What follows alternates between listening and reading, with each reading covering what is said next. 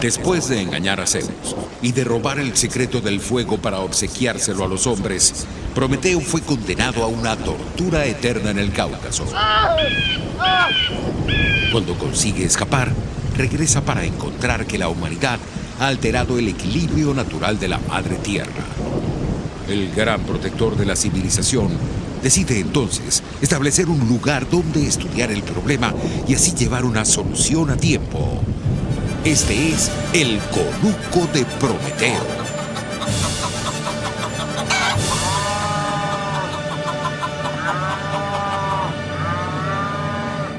Bienvenidos al Conuco de Prometeo, este programa que nosotros le dedicamos sábado a sábado a el ambiente, la ecología y el ecosistema, y que después se convierte en ecosistema humano. Entonces, como era el ecosistema humano, tuvo que empezar a incluir las ideas, y como es un tema de ecología, pues la diversidad es la base de todo. Hoy vamos a estar hablando de ese aspecto de la ecología humana que es la diversidad, porque nosotros somos una especie que tenemos la capacidad de ser bien diversa y bien rara y bien plástica y bien diferentes unos de otros. Esa es la base, de hecho, de nuestra ecología. Entonces, este mes de junio es el mes del orgullo para celebrar esa diversidad, y tenemos, pues yo soy Carlos Peláez y como siempre frente a mí se encuentra Gabo Domínguez, pero hoy tenemos un invitado muy especial. Bienvenidos a otra jornada para darle al ambiente el lugar que se merece, recordando que todos somos animalitos en peligro, pero lo que justamente protege nuestro ecosistema y hace que estemos en menos peligro es precisamente la diversidad. Y como ya mencionó Carlos, vamos a conversar sobre lo que significa la diversidad en la sociedad que vivimos, qué significa más allá de un tema estrictamente de gustos o de prácticas sexuales, sino que cómo esto trasciende la construcción de la ciudadanía, que es lo que a la larga nos protege como animalitos. Siempre lo me conozco. Bienvenido Edgar Batista. Edgar es activista LGBT venezolano con bastante tiempo de trayectoria y sabe más con Cubito, entonces es chévere porque puede orientarnos en muchísimas cosas a ustedes que están al otro lado de esta pantalla. Y orgullosos de qué, de qué va la idea del orgullo como concepto. Bueno, no, primero gracias a ustedes por tocar estos temas que siempre son complicados, que siempre son polémicos y que no todo el mundo tiene la disposición de tocarlos. En efecto, este es un año más, además un año particular en los cuales se celebra el orgullo LGBTIQ, que nació ya hace varias décadas. Siempre es bueno recordar que el origen estuvo en las protestas que hubo en Nueva York, en el barrio Greenwich Village, a causa del abuso policial, del acoso, de la extorsión que eran víctimas las personas gays, lesbianas, bisexuales y trans en la Nueva York de finales de los 60. Además, todo esto mezclado con el ánimo de esa época, de la contracultura, de las protestas en contra de la guerra de Vietnam, de los derechos civiles de los afroamericanos. El mundo estaba cambiando, pues se había acabado la guerra y la gente estaba buscando más bienestar, respeto a sus derechos, estaba buscando ver el queso a las tostadas, ¿no? Porque ya se suponía que las cosas se deberían empezar a mejorar. Y bueno, eso con los años y a partir de ese evento en particular, empezó a celebrarse el orgullo en contraposición a lo que habíamos vivido las personas LGBTIQ hasta el momento, que era vergüenza, que era tener que escondernos, tener que encerrarnos en guetos como eran los clubes de aquel momento, para que nadie supiera de nuestra orientación sexual, para que nadie tener una especie de doble vida. Entonces, en contraste con eso, la comunidad LGBT decidió alzar la voz y decirle al mundo que no había nada malo en ser homosexual y que reclamaban poder vivirlo con orgullo. Esa es más que nada la esencia de la fecha. Yo creo que hay mucha, o sea, la palabra orgullo, la gente la confunde porque, no sé, la gente asocia orgullo nada más a un logro mío, y entonces, porque, ¿cuál es el logro en ser homosexual? No sé, hay como un tranque de ideas como muy obtuso ahí, pero realmente el tema de orgullo es porque tú vienes de un entorno que te dice que tú no deberías existir, que está mal que tú existas. Entonces, efectivamente hay un logro ahí en existir cuando todo el mundo te dice que no debería ser eso, ¿no? Claro, es que la contraposición es que te dicen, no deberías existir, pero como existe, entonces tienes que avergonzarte de eso, tienes que ocultarlo, esconderlo, vivir dentro de un closet, solamente hacerlo en un club clandestino, y además los policías lo que hacían era extorsionar, además con la ayuda de los dueños de los clubes que no eran ningunos aliados, era extorsionar a las personas LGBT y decirle, si no me pagas, voy a revelar que eres gay públicamente y eso puede destruir tu carrera, destruir tu vida. Entonces, ese era el miedo con el cual se vivía, ese miedo, esa vergüenza con la cual se vivía. La única manera de enfrentarla era diciendo, mira, ¿sabes qué? Ya no te voy a pagar más, yo voy a asumir esto públicamente, voy a asumir las consecuencias de esto y voy a pelear para que las cosas cambien y no tenga que yo estar viviendo en esta situación todo el tiempo. O sea, es el orgullo de no sentir vergüenza. Exactamente. Sí.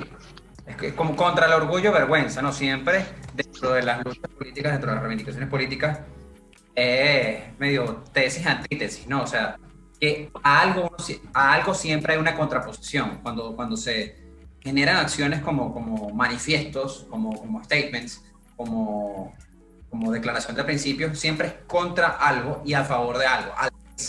Difícilmente es una sola cosa. O sea, tú estás a favor y en contra de algo. Y precisamente yo creo que en gran medida para mucha gente queda claro, sobre todo para los activistas y para las personas de la comunidad LGBT, queda como claro de qué va la idea del orgullo, pero para el resto no, y por eso arranqué preguntando por orgullosos de qué, porque en gran medida esto que tú comentas es algo que no viven las personas heterosexuales. O sea, ninguna persona siente pena de ser quien es. Y siente pena de querer a quien quiere y de gustarle lo que le gusta, ninguna persona heterosexual. En la comunidad LGBT sí ocurre. Y es algo que precisamente es lo que buscamos llamar, o sea, tratar de rescatar un poquito esa idea de qué va, porque muchas veces pasa, aquí en el Conoco pasa mucho con Carlos, y a mí también me pasa, que damos por sentado cosas y creemos que el que está al otro lado los escucha. O sea, la entiende genuinamente y sabe perfectamente de qué estamos hablando. Con el tiempo y la mayor aceptación y normalización de las personas LGBT dentro de la sociedad, porque siempre se trató como una cosa extra, aparte, era raro, ¿cómo es? Anormal. El que ya no se vea así, entonces hace que muchas veces se olvide como la raíz del tema. Claro, es que justamente lo que ustedes dicen es lo correcto. Cuando se habla de orgullo, se hace una declaración política.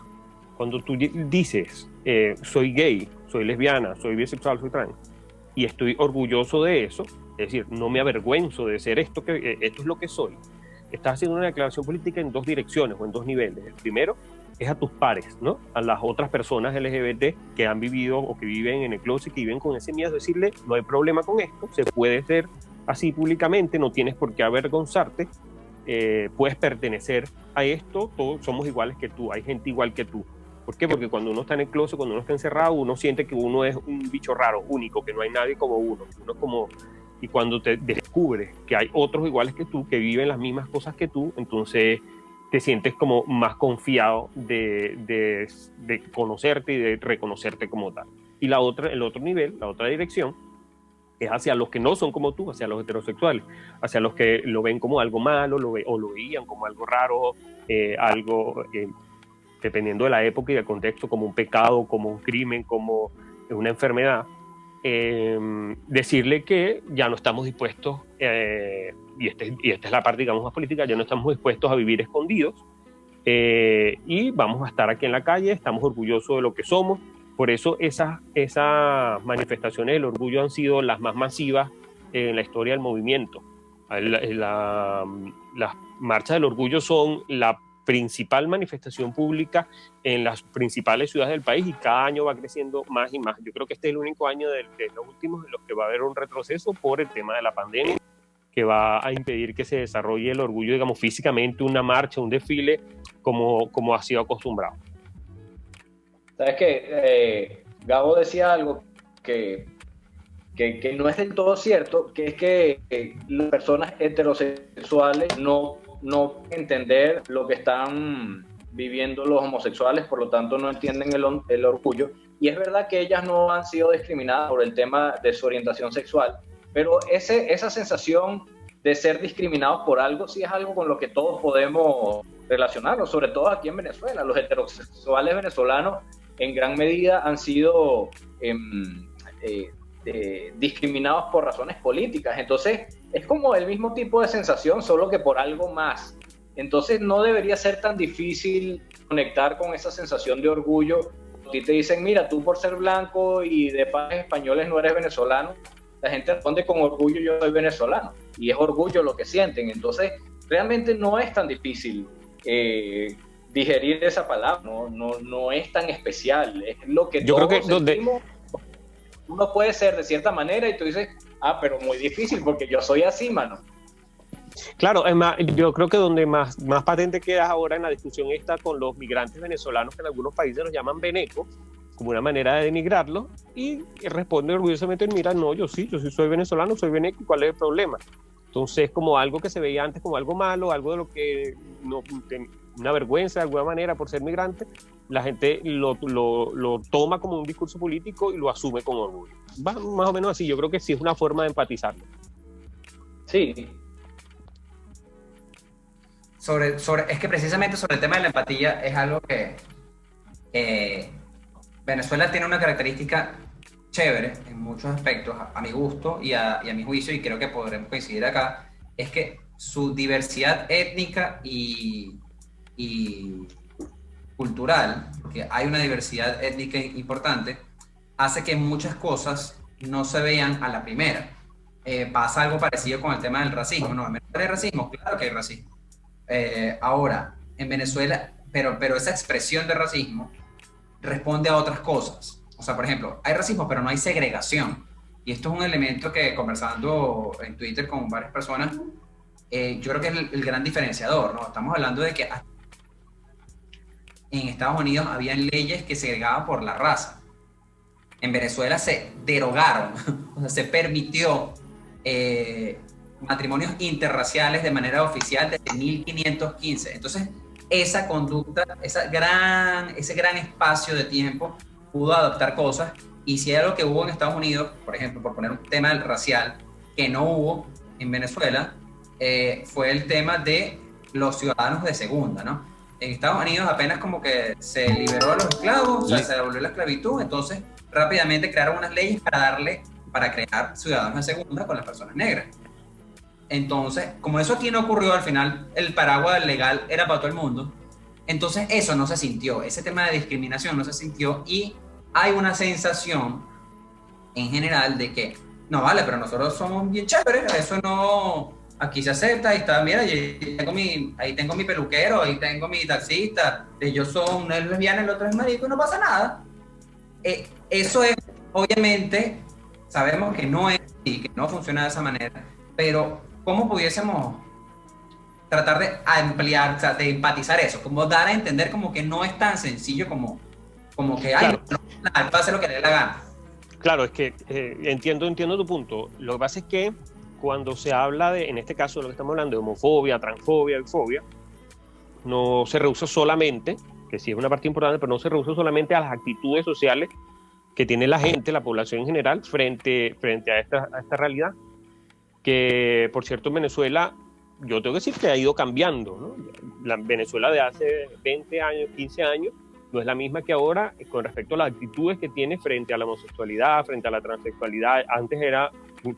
Hace una, 2 décadas, 3 décadas, había mucha más intolerancia, mucho más irrespeto, y ahora yo siento que la razón por la cual eso ha ido cambiando es un poco porque hemos ido como con el resto del mundo, ¿no? Avanzando como por defecto con el resto del mundo, no porque haya habido un gran esfuerzo de las instituciones estatales por cambiar eso, sino que a pesar más bien de ese atraso que hay en términos estatales, ha habido como un cambio en términos de actitud, aunque todavía hay mucho camino por andar, porque obviamente, y eso lo podemos ver por ejemplo ahora en las redes, todavía hay mucho discurso homofóbico, mucha homofobia como cultural, mucho machismo cultural más bien.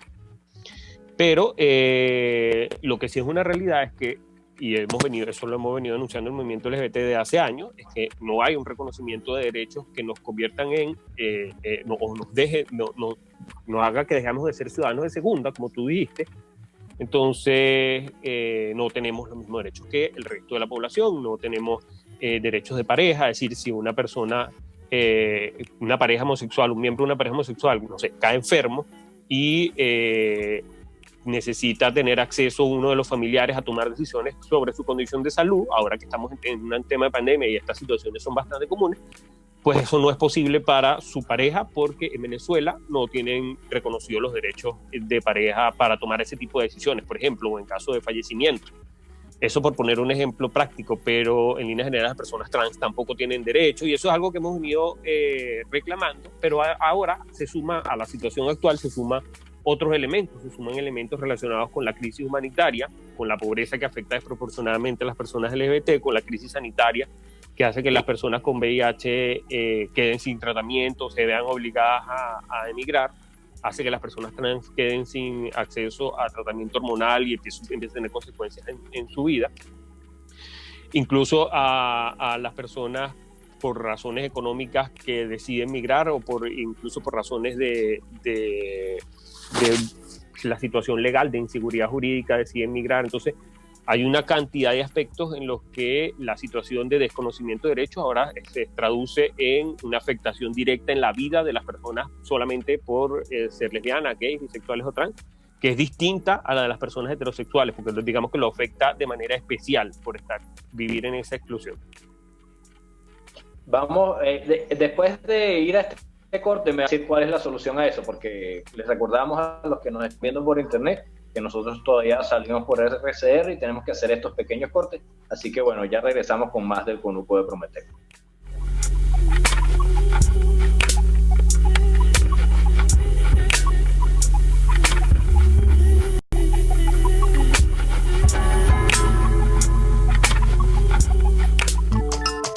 Les estamos presentando El Conuco de Prometeo por RCR 750 AM. Puedes seguirnos en nuestras redes sociales. En Twitter, @RCR750, la radio que se ve. Desde los sectores populares del país se escucha una clara señal. Es el radar de los barrios. Evelyn Martínez y la Red de Ciudadanos le invitan a identificar amenazas, ubicar soluciones y hacer seguimiento eficiente a las problemáticas de cada sector. Un espacio contra la polarización donde se construye de abajo hacia arriba y de adentro hacia afuera. El radar de los barrios, de lunes a viernes, a partir de las 10 de la mañana, solo por RCR 750 AM. En la crisis se encuentran las oportunidades. Aquí en Sin Estrés se las mostramos con invitados especiales que nos regalan sus experiencias por una Venezuela mejor. Cada tarde, de lunes a viernes a las 3, desde el emprendimiento, la educación, la salud y el entretenimiento. Por nuestra calidad de vida se nos hace necesario tomar un respiro del agobio diario, dedicar unos minutos a la salud mental y emocional para vivir sin estrés. Sin Estrés, de lunes a viernes a las 3 de la tarde por RCR 750 AM y RCR.tv, la radio que se ve. Usted escucha El Conuco de Prometeo con Carlos Peláez y Gabo Domínguez, solo por RCR 750 AM.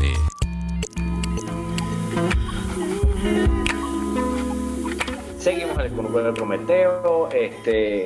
Tú estabas hablando de todas estas afectaciones que hacen que los problemas en general económicos, sociales, etcétera, afecten de manera diferencial a las personas LGBTI porque bueno, cargan encima el estigma, además de lo que cargamos todos, un estigma de discriminación adicional. Entonces, ¿cuál es la solución ahí? O sea, porque obviamente una de las que se busca son protecciones legales que te permitan paliar esa situación. Pero en el fondo, la solución a eso es que la gente no le importe. Que a la gente le deje de importar que una persona sea así o así.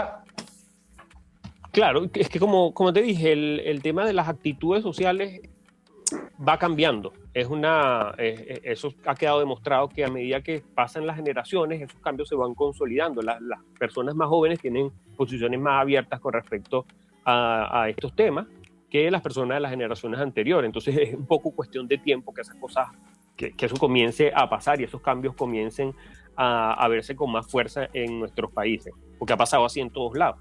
El tema es que esos cambios, mientras se dan, las personas LGBT siguen viviendo en situaciones de injusticia que tienen que ser manejadas a través de la protección legal que nosotros estamos reclamando. Protección legal que no es especial, por cierto, sino que es tener básicamente los mismos derechos que el resto de las personas, para que a partir de ahí se puedan desarrollar políticas que puedan mitigar esas situaciones de desigualdad.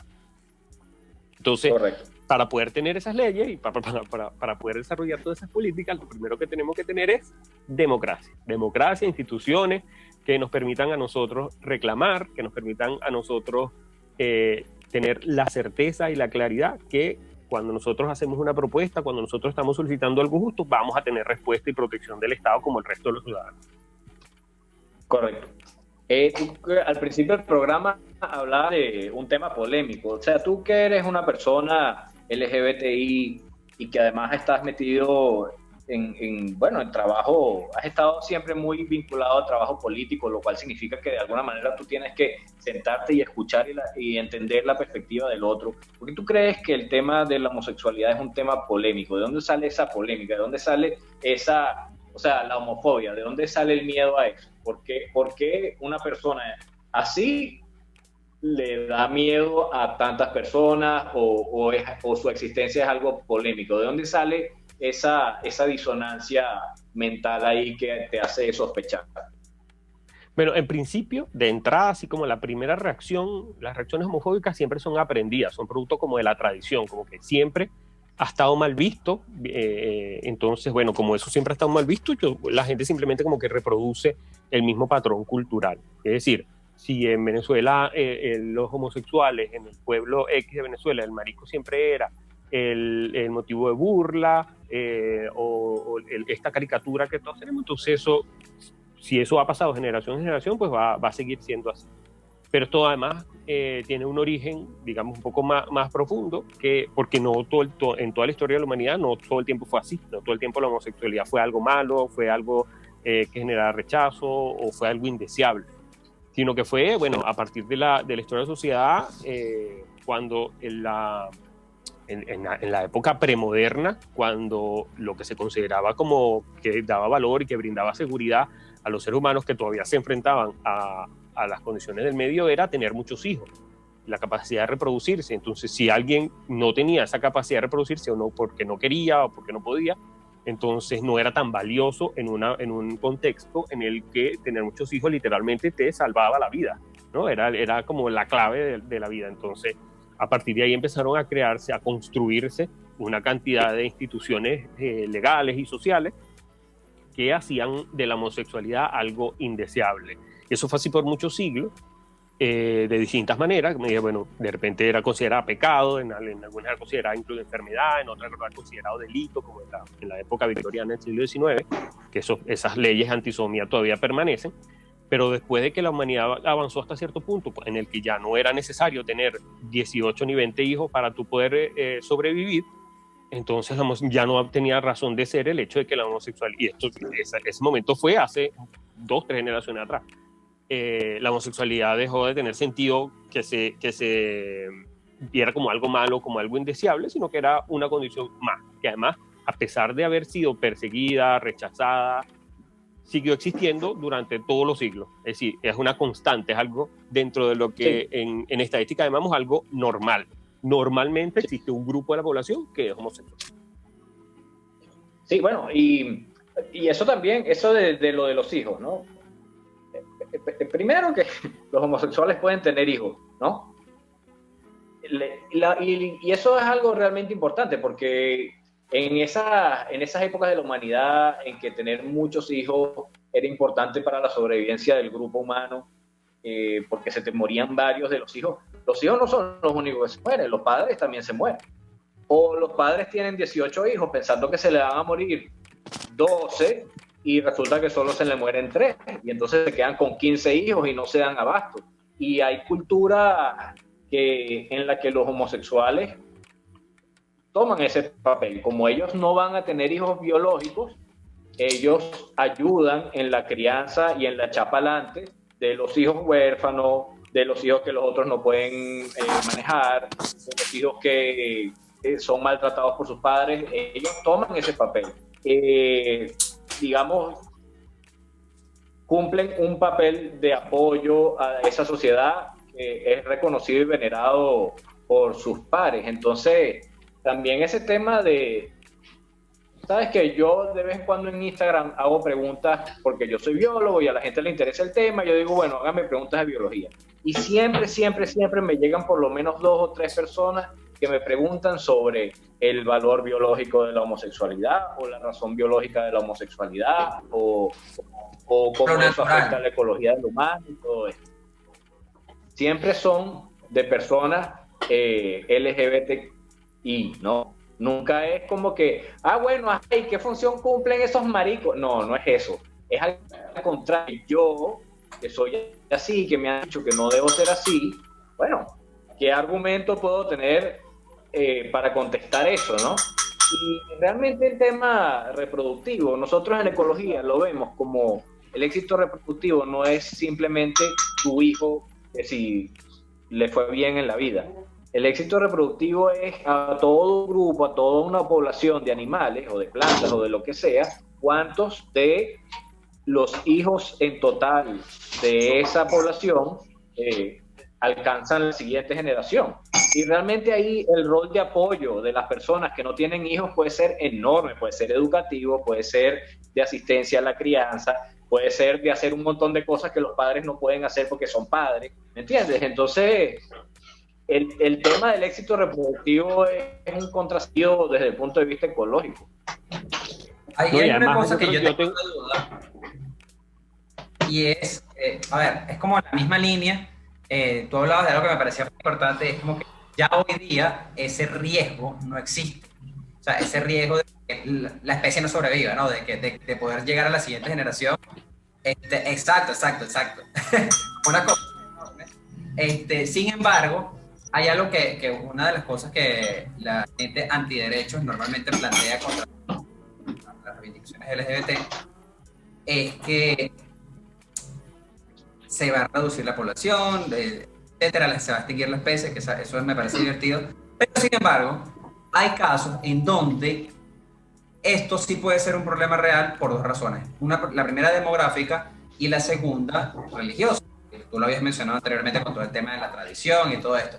Lo digo porque un argumento reiterativo es, peligra la civilización occidental con el orgullo LGBT y todo esto, pero que observamos en los hechos en donde realmente es más criminalizado las conductas homosexuales o los gustos homosexuales, no saben ni siquiera cuál es el término que debo usar acá, es básicamente en Oriente.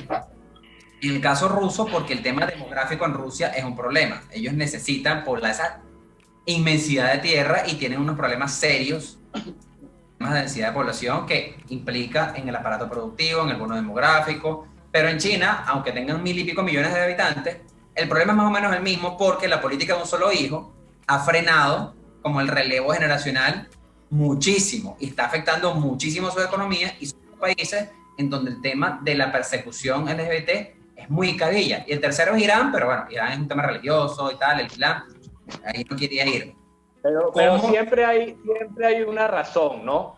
Siempre hay una razón por la cual tiene sentido oponerse a que esa gente se dé un beso en la calle.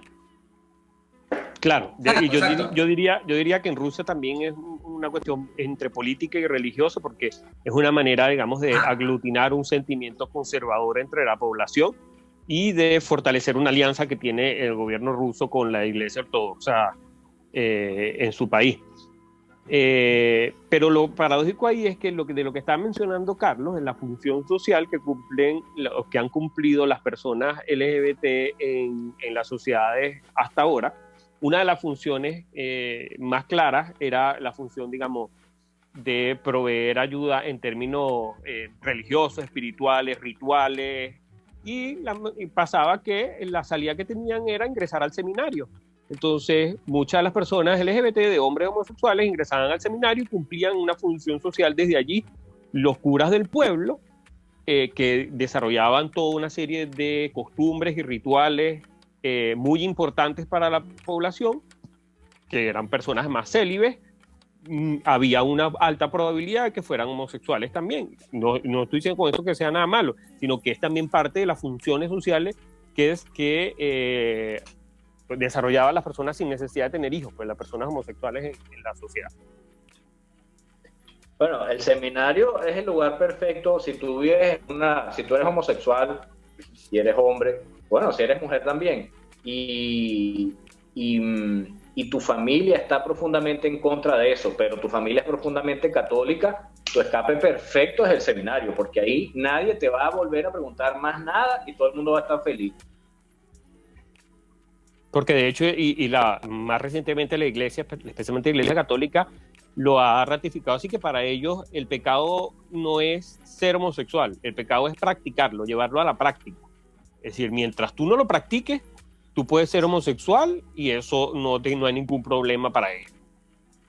Y eso es otra cosa bien loca, ¿no? Porque parte del rechazo a la homosexualidad es porque la gente en su cabeza lo superliga al tema sexual, al tema genital, ¿no? Hay como una relación muy inmediata de pasiones sexuales del acto sexual. Entonces, ¿por qué se habrá ido todo esto para allá? Vamos a hablar de eso después de este corte comercial. Regresamos con más del Conuco de Prometeo.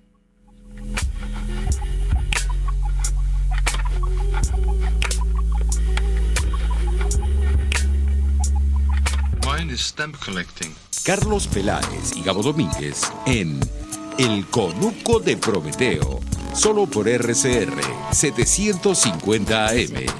Puedes seguir nuestra programación a través de rcr.tv, la radio que se ve.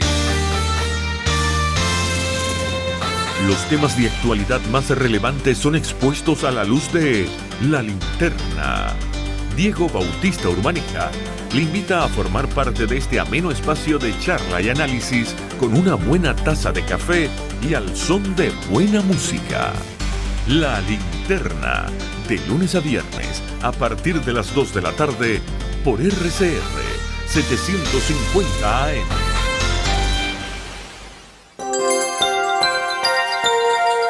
Es una interpretación de tendencias para tu signo zodiacal. Un espacio guiado por los movimientos planetarios y sus consecuencias.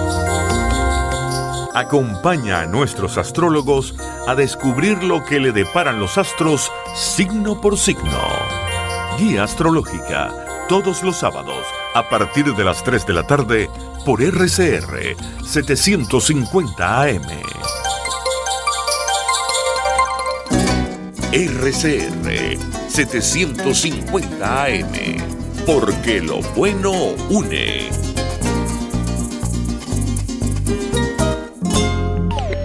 Escuchamos El Conuco de Prometeo en RCR 750 AM.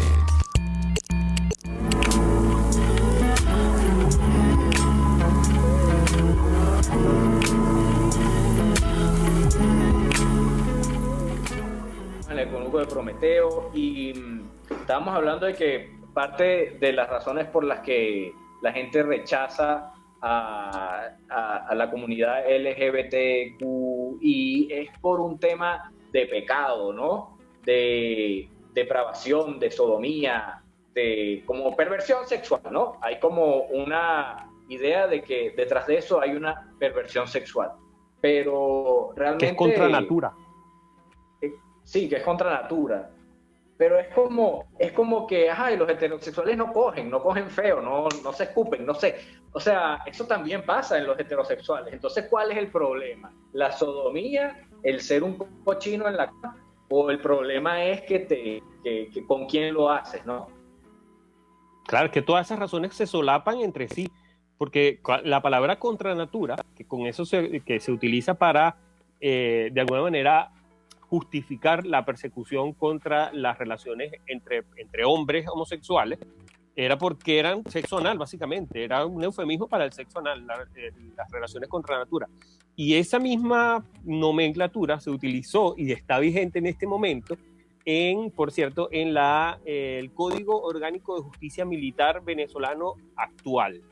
Dice que las relaciones contra natura serán penadas con al menos 3 años hasta 3 años de cárcel. Entonces, esa misma nomenclatura. ¿Quién les dice? ¿Quién les dice? Además, el problema de esto, además, es que no es fácil determinar quién es el culpable de un delito como ese, porque contra natura puede ser sexo anal entre personas heterosexuales también, por ejemplo.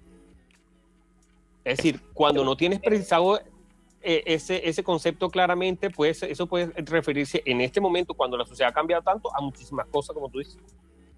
Sí, pero los heterosexuales tienen salvoconducto para el sexo contra natura, porque...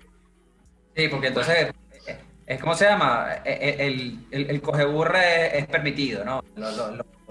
Lo otro es lo que cuidaba. Sí, y ese tema de contranatura, ha crecido y se ha expandido ese concepto y sirve ahorita para denominar cualquier cosa que no se ajusta a la normalidad, ¿no? La normalidad es lo natural. Además que una opinión personal, reducir el sexo en general al sexo solamente reproductivo es una cosa que quien pretenda que lleguemos a ese punto no está totalmente alejado de la realidad. Es enemigo de la humanidad, entonces no vamos a tener sexo recreativo, imagínate. El sexo tiene una función social también, de relaciones sociales. Los humanos nos relacionamos a través del sexo.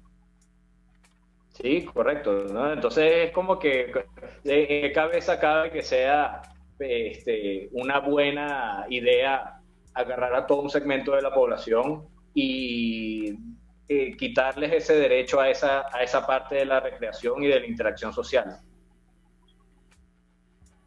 No, y además, desde el punto de vista de los derechos, por cierto que la primera vez que la Organización de Naciones Unidas reconoció los derechos LGBT como derechos humanos fue en un caso de Australia en los años 90, en los que un tipo que trabajaba en uno de los programas de Naciones Unidas para combatir el VIH, que era homosexual,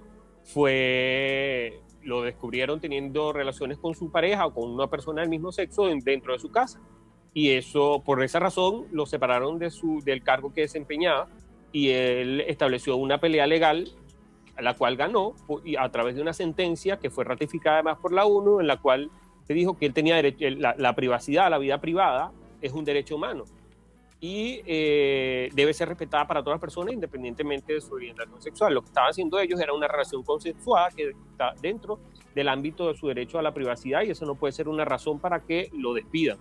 Entonces, como le violaron el derecho a la privacidad, su demanda, digamos, fue acogida. Pero lo que quiero decir con esto es que independientemente de lo que uno haga en su cama o en la intimidad sexual, y que uno pueda además con eso hacer activismo político a través de lo privado, es que todos tenemos derecho a la privacidad y lo que la gente haga en la privacidad de su cuarto, de sus 4 paredes, de su cama, no debe ser de la incumbencia de nadie, ni mucho menos motivo para violarle derechos.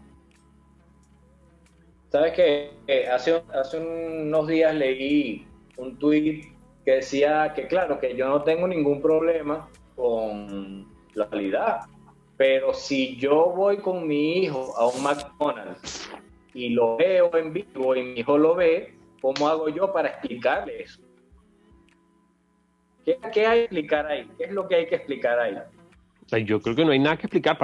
La homofobia es algo que se aprende, y así como se aprende además desde que uno es niño, con las cosas que le transmiten o nos transmiten nuestros padres mientras nosotros vamos creciendo. Cuando empezamos a censurar esas cosas o a tratarlos como algo que no deberían ver los niños, allí es cuando se desarrollan los pensamientos, las actitudes homofóbicas en la población. No hay nada que explicar. De la misma manera como una persona una pareja heterosexual anda agarrada de manos o se da una muestra de cariño en un McDonald's, debe ser tratada de la misma manera cuando lo hace una pareja homosexual. Esa es la mejor manera de combatir la formación de prejuicios desde que somos niños. Sí, porque además los padres a esa edad se supone que los padres te protegen de los peligros, ¿no? Entonces un niño que percibe que sus padres lo están protegiendo de que dos personas del mismo sexo se muestren cariño, lo primero que va a pensar ese niño es que hay un peligro, esto es peligroso de manera. Las cosas entran en esa edad. Imagínate lo que pasa por la cabeza de un niño y después de cuando se convierte en adolescente y descubre que siente atracción por personas de su mismo sexo, que sus padres tuvieron durante toda su vida ese tipo de actitudes. Es una confusión y empiezas a darte cuenta de que lo que tú eres está mal para tu familia, para tus padres, para la gente más cercana a ti. Y esa sensación es la que genera los miedos, las inseguridades, que lo llevan a uno a estar escondido en un closet, lo llevan a uno a vivir una vida paralela, a vivir con vergüenza, que es justamente la que se trata de combatir a través de la manifestación del orgullo.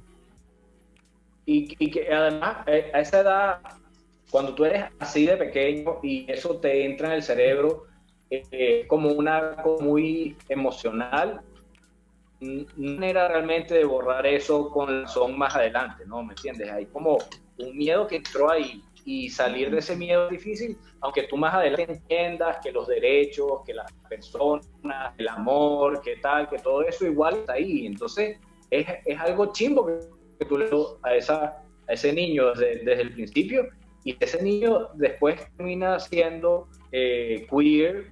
Es peor todavía. La gente queer vive con ese prejuicio, aunque esté liberada y aunque vive con eso adentro porque se cometieron muy pequeña parte de su mente. Así es.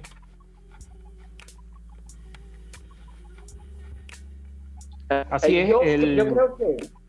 Ajá.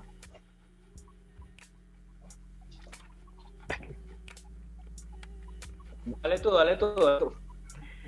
No, que lo que quería decir era que en efecto, que todavía hasta ahora vemos que a pesar de los cambios en las actitudes, vemos que todavía escandalizan manifestaciones públicas de afecto entre personas del mismo sexo o la exposición pública de personas LGBT.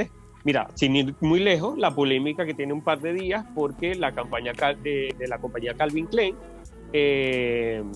está mostrando o seleccionó para una campaña con motivo del Día del Orgullo LGBTQ un grupo de personas lesbianas, gays, bisexuales y queer especialmente, para que fuesen la imagen de sus productos, ¿no? Entre los que están, Pablo Vittar, que es una drag de Brasil, hay una activista de Egipto, hay una lesbiana de Irán, y está una chica trans lesbiana estadounidense, que además es afroamericana y de talla grande, y esto ha generado toda una respuesta, especialmente de ella, una respuesta en las redes sociales, que demuestran que todavía esas cosas siguen estando escandalizando, porque quedan como que muy metidas, no hay como una manera lógica o razonable de explicarla, sino que solamente tú la puedes explicar o la puedes entender a través de esos miedos que quedaron allí guardados, que se han ido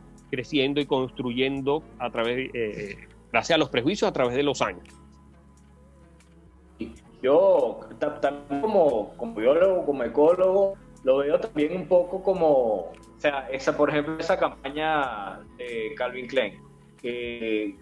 Una de las cosas que hice cuando vi esa campaña es de qué manera está como variando mi propio concepto de lo que es el animal humano, pues la especie humana. O sea, porque de verdad para nosotros los biólogos es como muy fundamental las cosas en términos de macho o hembra, porque es lo que nosotros ponemos en ecuaciones que nosotros hablamos, porque son ecuaciones de población, de tasas reproductivas, etcétera, etcétera. Entonces, el concepto con el que uno ve a la especie humana, el animal humano, Homo sapiens, necesariamente que ser un poco diferente, porque hay toda una serie de posibilidades biológicas, mentales para el humano, de pronto son más difíciles para otros animales. Y yo digo, bueno, ¿qué significa esto para mí como ecólogo si yo tuviera que trabajar con este tipo de ecuaciones, por ejemplo? ¿Cómo me modifica a mí las ecuaciones esta realidad que yo estoy apreciando aquí en esta valla? Entonces, claro, yo me lo estoy planteando desde un punto de vista científico-técnico de cómo sacar un cálculo, pero yo creo que hay mucha gente que se lo debe plantear como que la humanidad que viene va a ser diferente a la humanidad que yo conozco, luego yo no voy a tener un lugar ahí, porque yo soy como de otra humanidad, y esta gente es diferente a mí. No, yo creo que lo que está pasando es que estamos entendiendo realidades que siempre han estado ahí, pero que habían estado ocultas hasta ahora. Que siempre habían existido personas lesbianas, siempre habían existido personas gays, siempre habían existido personas que se sentían que su identidad de género era distinta al de la media, que se sentían fuera de los dos géneros establecidos, qué sé yo.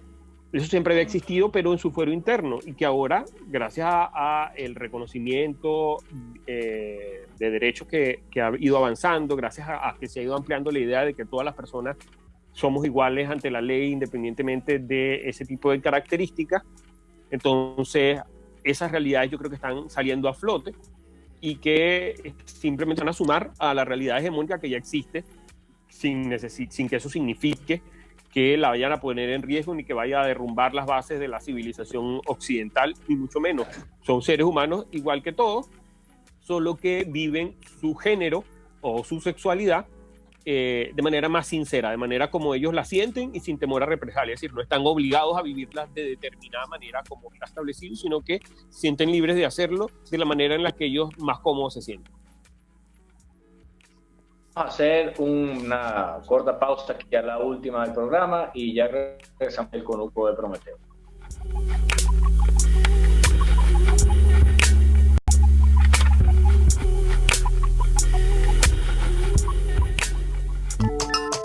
Les estamos presentando El Conuco de Prometeo por RCR 750 AM. Sintonícenos a través de Periscope, @RCR750, la radio que se ve. Una ventana para las propuestas y denuncias de las comunidades populares de Venezuela. Evelyn Martínez y la Red de Ciudadanos llegan debatiendo problemas y promoviendo soluciones. Es el Radar de los Barrios. Por la autonomía de los movimientos sociales que no pueden ser complementos de partidos o gobiernos. El Radar de los Barrios, de lunes a viernes, a partir de las 10 de la mañana, por RCR 750 AM.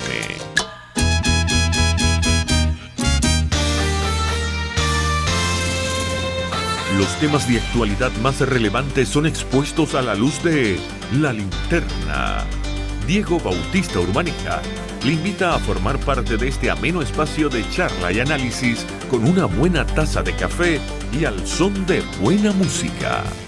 La Linterna, de lunes a viernes, a partir de las 2 de la tarde, por RCR 750 AM. Hola, les saluda Alfredo Yuncosa y los invito a acompañarnos a Con Seguridad Radio, el programa pensado en la seguridad de los ciudadanos y las organizaciones. Con Seguridad Radio, todos los sábados a las 12 del mediodía, por rcr.tv, la radio que se ve. Usted escucha El Conuco de Prometeo, con Carlos Peláez y Gabo Domínguez, solo por RCR 750 AM.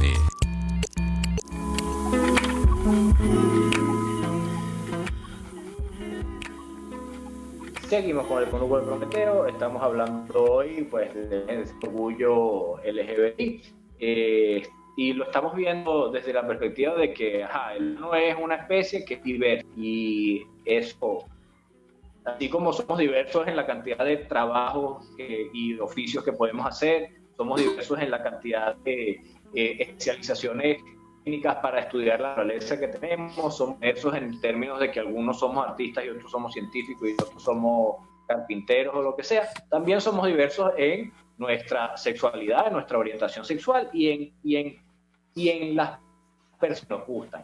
A todo el mundo le puede gustar una persona de cualquier manera. Eso es parte de nuestra diversidad y por eso es parte también de nuestra ecología. Estábamos hablando de la campaña de Calvin Klein y de por qué hay gente que reacciona con rechazo y con rabia a esa campaña.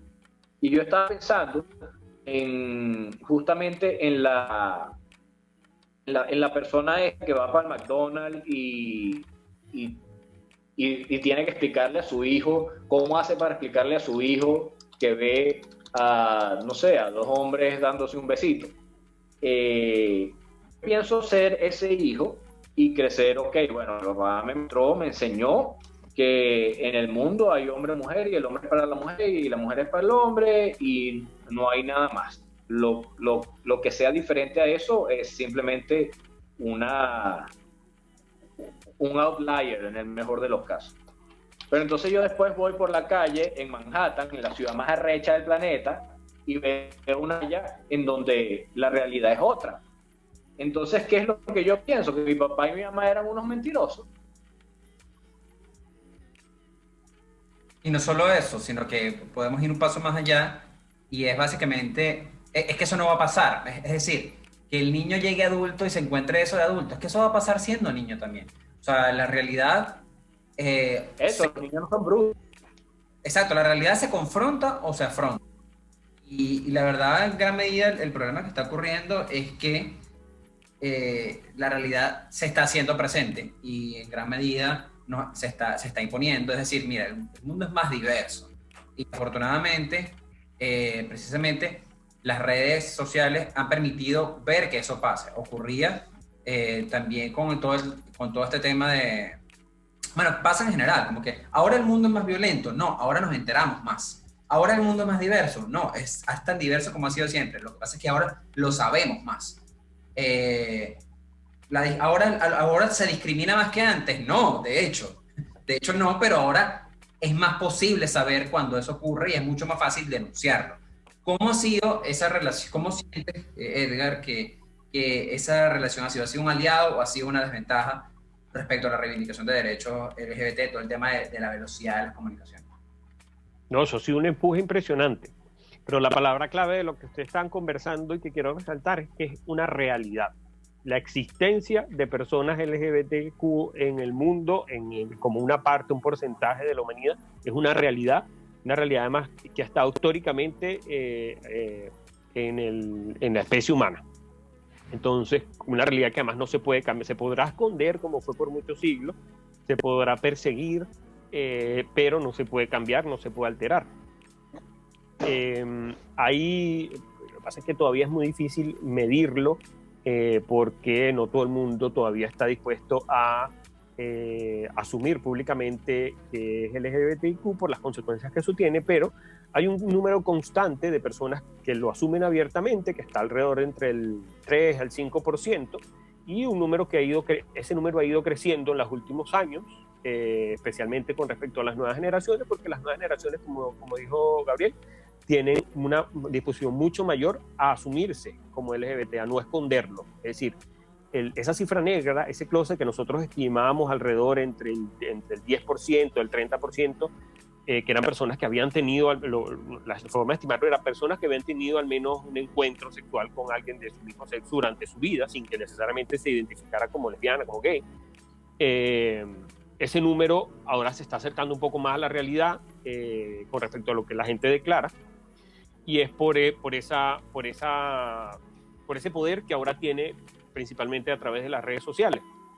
Antes de que existieran las redes sociales, el único sitio o la única forma que tú podías encontrarte con otras personas, con otros gays, con otras lesbianas, con otras personas trans, eran los sitios de ambiente, los sitios de encuentro clandestinos, que bueno, implicaban una cantidad de riesgos, que favorecían además la transmisión de ITS, que relegaban a la gente a la clandestinidad, sus relaciones sociales y sexuales estaban relegadas a la clandestinidad, pero además sirvió, viéndolo de la contraparte, para desarrollar toda una cultura y toda una comunidad LGBT que además reconocemos y es parte de nuestra historia hoy en día.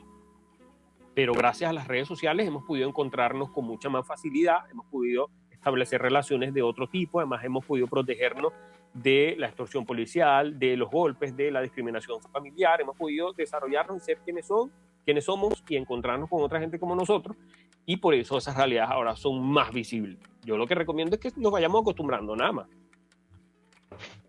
Sí, bueno, y yo creo que además eso es una lección aprendida, ¿no? Aquí hablando de los roles sociales de la gente de tal o cual tipo, la pelea que han dado la comunidad LGBTI por simplemente visibilizarse y dejar constancia de que eso es una realidad, como para que toda la sociedad empiece a trabajar con supuestos realistas, ¿no? Yo creo que eso es un montón de lecciones aprendidas para cualquier otro tipo de lucha política. O sea, por ejemplo, nosotros aquí, la oposición en Venezuela durante mucho tiempo tuvo que dar una lucha de visibilidad, porque aquí decir que eras escuálido era como, bueno. De hecho, la palabra escuálido nació como un insulto, y ese insulto claro, se resignificó, la población opositora lo asumió como tal y salió luego a la calle a asumir con orgullo: yo sí soy escuálido. Habían hasta franelas que decían: yo sí soy escuálido en mi época hace muchos años. Sí, exacto. Entonces, esa insistencia, además, que es una lucha que ha tenido varias lecciones aprendidas a lo largo de los años, me imagino que eso ha sido así, es también una fuente de lecciones para cualquier otra lucha política, causa justa que uno quiera hacer. Entonces, es un movimiento bastante inspirador, porque es súper organizado. Así es, y además las condiciones han ido cambiando a lo largo del tiempo, desde los años 50, 60, 70 que inició hasta ahora, y hemos tenido que adecuarnos necesariamente a esas condiciones. Ahora las condiciones siguen cambiando, el escenario parece ser ahora nuevamente adverso, a pesar de los avances que habíamos alcanzado en la última década. En la última década, por ejemplo, Latinoamérica fue la región donde más avances en términos de reconocimiento de derechos hubo. Ahora este auge en términos políticos que hay de populismo, de movimiento antidemocrático, parece significar un nuevo desafío al cual nos tenemos que adaptar, que tenemos que analizar cómo vamos a enfrentarlo, para que eso no signifique un desmejoramiento de las condiciones de dignidad que a duras penas hemos alcanzado hasta ahora. Y quería preguntarte, como para cerrar, porque todavía estamos cerca del final, me corregirá Carlos, por lo menos para la revisión de RCR, ¿cómo ves el futuro? O sea, ¿cómo visualizas los próximos años en materia respecto a derechos, respecto a visibilidad? ¿Cómo lo ves? Yo soy un convencido de que los cambios sociales, este tipo de cambios sociales son indetenibles. Es decir, no hay manera, no hay reacción que sea capaz de detener este avance. Puede ser que los pueda ralentizar, puede ser que haga que demoren más, un poco más, pero no los va a poder detener. Eventualmente, más temprano que tarde, va a seguir avanzando en el tema de reconocimiento de derechos, incluso en países como el nuestro, y eso lo ha demostrado, por ejemplo, que hace un par de meses, menos de un mes, en un país como Costa Rica, que está enclavado en la región más conservadora de Latinoamérica, que a su vez es una región bastante conservadora, hubo reconocimiento legal del matrimonio igualitario y de la identidad de género de las personas trans. Eso significa, la señal que nos da eso es que a pesar de las dificultades, esto va a ir avanzando, a pesar de los grupos intolerantes, fundamentalistas, de los desafíos que hay en términos de las instituciones políticas.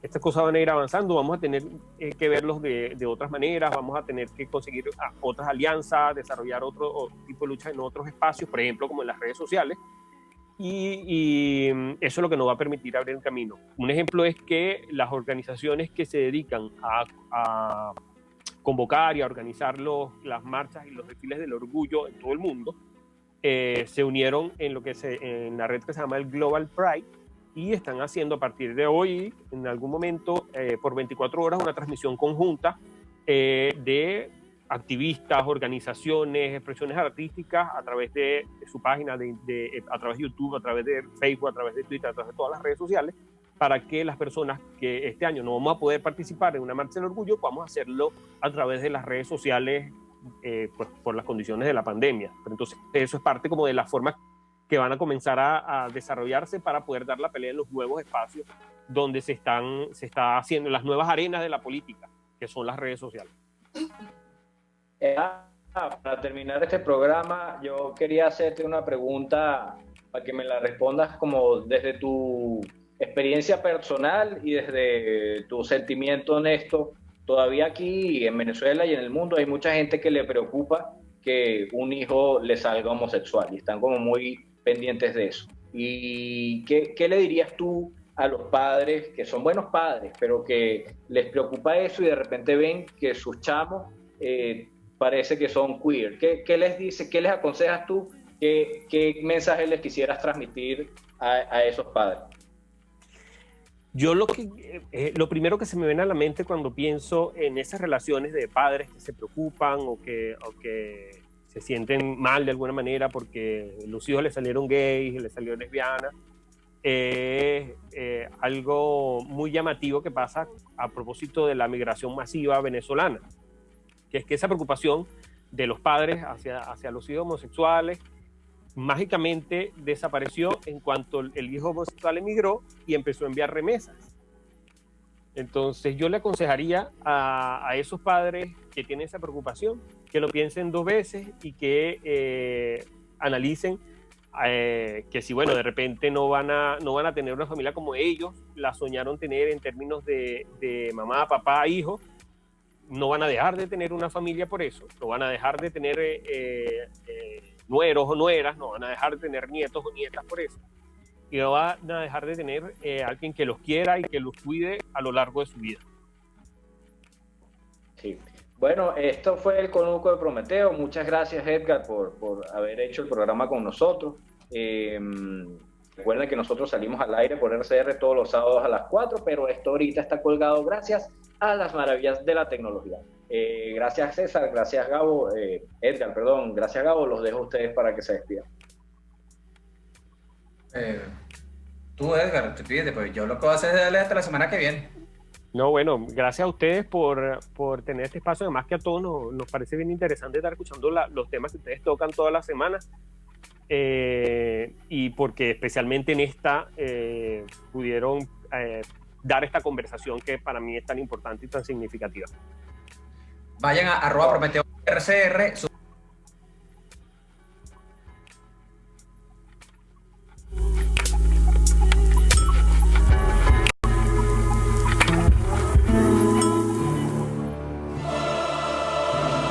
El tiempo se ha agotado. Mentira. No desesperes. Por ahora, Prometeo se retira, pero volverá con más información y más ideas para salvarte. RCR 750 AM, porque lo bueno une.